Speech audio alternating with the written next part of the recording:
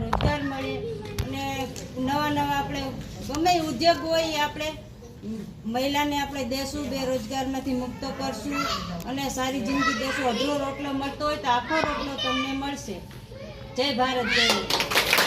આજના આ કાર્યક્રમમાં આપ સૌનું સ્વાગત છે અને તમે લોકોએ તમારો કિંમતી સમય અમને આપ્યો એ બદલ તમારો ખૂબ આભાર અને મારી જિલ્લાની પૂરી ટીમ તરફથી હું તમારું સ્વાગત કરું છું કે તમે લોકો અમને સાંભળવા માટે અહીંયા આવ્યા છો. હવે વાત જેમ કે અમારા માકડિયાબેન અસ્મિતાબેન માકડિયા જેને અમે કહીએ છીએ, એ અમારા જિલ્લાના મહામંત્રી છે. તો એની તમને વાત કરી કે તમે આમાં આગળ વધો, પણ આગળ વધવા માટે ખૂબ ઘણા એવા કામ હોય છે કે આગળ વધવું, પણ એના માટેનું બહાર જઈ શકતા નથી. તો એનો મેઇન મકસદ એ છે કે ભાઈ એને જરૂરિયાતમંદોને માર્ગદર્શન આપવું અને તેને આત્મનિર્ભર બનાવવા કે ભાઈ બેરોજગાર છે એને આપણે કંઈ પણ એવું કરે કે જે એ બેરોજગારીથી મુક્ત થાય. પછી કે તો જે સમાજમાં જે બહેનોને સમાજના હક છે તેનું સન્માન છે એ મળતું નથી સમાજમાં.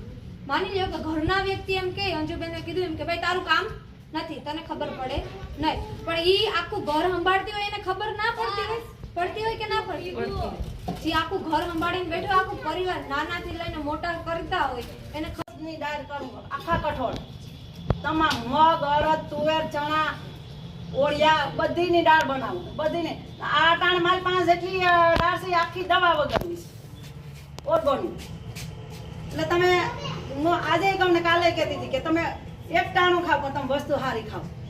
તમારે જો દુનિયામાં જીવવું હોય તો ને જો કોઈ સમાજ તમે માંદા પડશો, તમારા ઘરમાં દવાખાના હશે તો કોઈ તમને 5,000 રૂપિયાની મદદ કરશે, પણ તમને એમાં દાડી માટે કોઈ મદદ નહીં કરે.